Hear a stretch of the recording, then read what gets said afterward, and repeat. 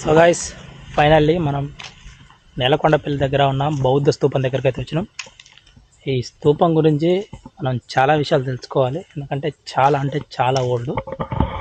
ఇక్కడ ఎంట్రన్స్ అనేది ఇలా ఉంది.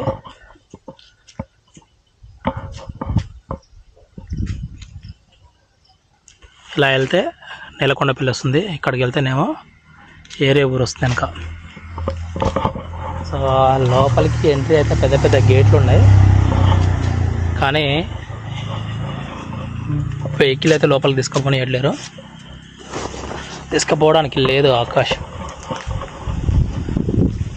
ఇంకో తాళం వేసారు అండ్ ఖాళీ నడుచుకుంటూ పోతూనే ఉంది.